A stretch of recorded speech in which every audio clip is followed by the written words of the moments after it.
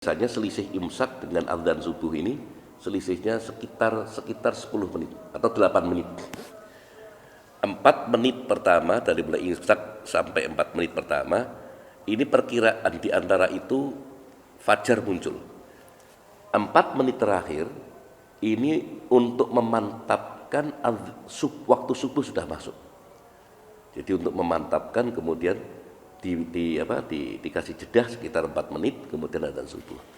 Jadi kalau menurut ini kembali lagi soal itu aja butuh ilmu. Nah ini yang disebut ilmu ubudiyah, nah, bagian daripada fikih. Maka fikih ini ilmu yang membahas sah batal, halal haram, sunnah makruh, ya, dibagi ubudiyah sama muamalat. Kalau ubudiyah berarti kaitannya ibadah secara pribadi. Contoh tadi sholat, puasa, haji dan sebagainya. Kalau muamalat berarti kaitannya hubungan perdagangan, persewaan dan seterusnya. Yang hubungan antar manusia dengan manusia. Itu nanti muamalat. Nah ini tidak bisa kita yang kita jalankan ini bernilai ibadah manakala tidak ngerti ilmunya. Makanya untuk itulah ulama menyusun banyak karya kitab, karangan-karangan kitab yang tentu sumbernya tetap mengacu pada Quran, hadis, ijma' dan qiyas.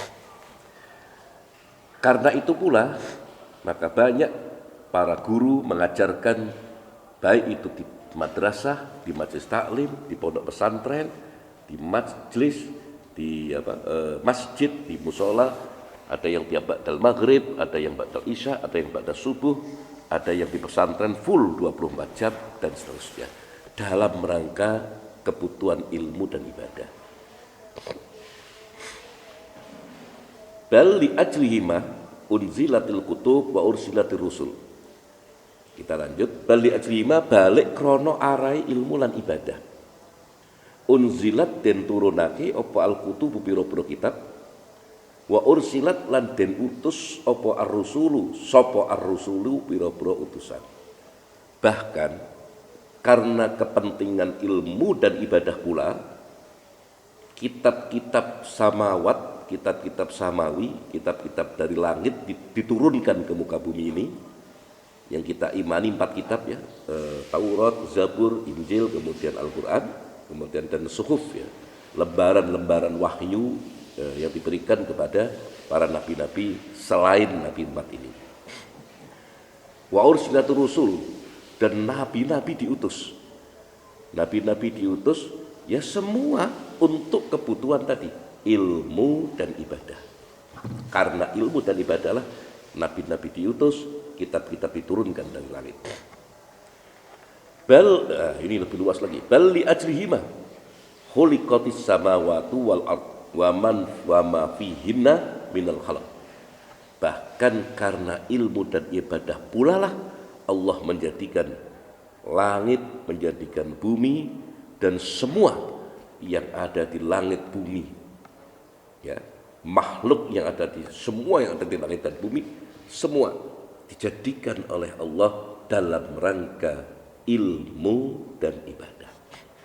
Bukan Allahnya yang ibadah ya, tapi kepentingan ilmu dan ibadah para makhluknya atau ciptaannya. Wa ta'ammal ayataini fi kitabillahi azza wa jal ahaduhuma qauluhu jalla dzikruhu Allahul ladzi khalaqas sab'a samawati wa minal ardi mithlahunna yatanazzalul amru bainahunna lita'lamu annallaha ala kulli syai'in qadir wa annallaha qad ahata bi kulli syai'in ilman. Imam Ghazali melanjutkan wa ta'ammal lan angan-angano sira angan-angan ayataini ing 2 ayat. Nah, coba kau renungkan 2 ayat ini fi kitabillahi azza wa jal, 2 ayat yang ada dalam Al-Quran, dalam kitabnya Allah. Ahaduhuma qaulu jalla dzikruh. Nah, salah satunya yaitu ayat ini wa annallaha Allahul ladzi khalaqas sab'a samawat. Allahu ta'ala Allah iku alladzi dzat khalaqa kang ndadekake, kang menciptakan sapa alladzi sab'a samawati ing pitu pira-pira langit. Wa minal ardi lan saking bumi mislahunna ing padane sab'a samawat. Ya tanazzalu tumurun apa al-amru apa perkara bainahunna ing dalam antarane langit lan bumi litaklamu supaya weruh sapa sira yen annallaha sak temene Gusti Allah ala kulli syai'in ing atase saben-saben suci qadirun iku zat kang maha kuwasa. Nggih. Maksudnya penjelasannya seperti ini. Imam Ghazali menyampaikan, coba kau renungi dua ayat ini. Nah, ini ayat yang pertama tadi, bahwa Allah yang menjadikan langit dan bumi dan semua, Allah yang menjadikan 7 langit dan menjadikan bumi sama seperti langit. Ada 7 lapis. Wallahu alam, maksudnya seperti apa? Kemudian yatanazzalu al-amru bainahunna, ya. Kemudian yatanazzalu, kemudian di antara langit dan bumi ini Allah menurunkan amr perkara, bisa perkara, bisa perintah sesuatu, ya, kehidupan dan sebagainya antara langit bumi ini lita'lamu annallaha ala kulli syai'in qadir, supaya kalian mengetahui, kalian tahu, kalian paham bahwa sesungguhnya Allah maha kuasa atas segalanya.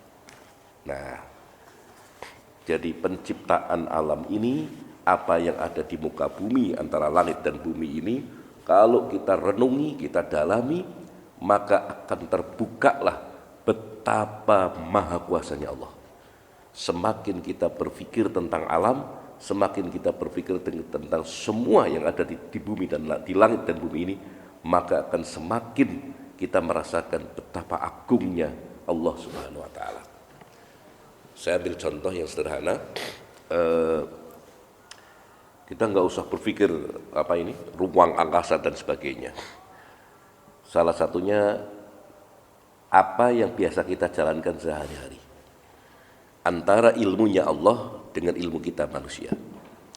Kita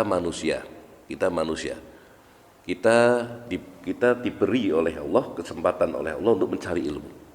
Saya ambil contoh, saya umpamanya praktisi kesehatan.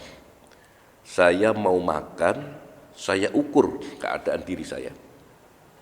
Darah saya berapa, kolesterol saya berapa, asam urat saya berapa, lambung saya bagaimana. Saya cari makanan yang tidak hanya halal tapi juga thayyib, halalan thayyiban. Contoh gula, teh atau kopi, terus manis atau es teh atau es sirup. Nah, ini barang-barang yang halal. Saya beli halal, uang saya halal, transaksinya halal, barangnya barang halal.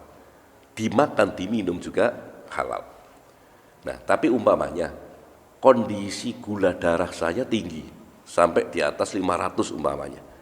Maka kalau saya minum es sirup atau kopi manis, lebih-lebih dingin kopinya, atau teh manis yang lebih-lebih dingin, nah bagi saya halal tapi tidak thayyib. Ya, jadi kita disuruh sama diperintah sama agama untuk mencari makanan tidak cuma halal tapi halalan thayyiban. Ya halal ya baik. Nah ini kalau tadi contoh tadi halal tapi tidak baik. Nah, oke. Saya akan cari makanan yang halal dan thayyib sesuai dengan kondisi tubuh saya. Sudah saya hitung, umpamanya saya punya asam urat. Oh, saya enggak makan makanan yang berdampak pada asam urat.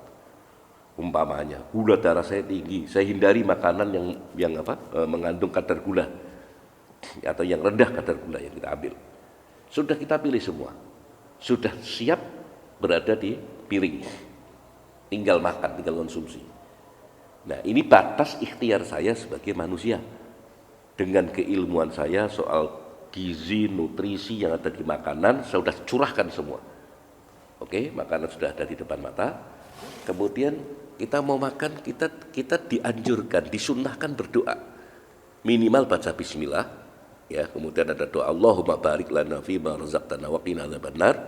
Nah, begitu kita makan, kemudian kita kunyah dengan sebaik-baiknya, tidak langsung satu piring blab blab blab blab, tidak. Kita kunyah dengan baik, kemudian kita telan. Setelah masakan itu masuk, ilmu kita hanya tadi, selesai di tenggorokan. Kita sudah milih yang baik dan sebagainya, tapi bisa enggak ilmu kita itu memastikan?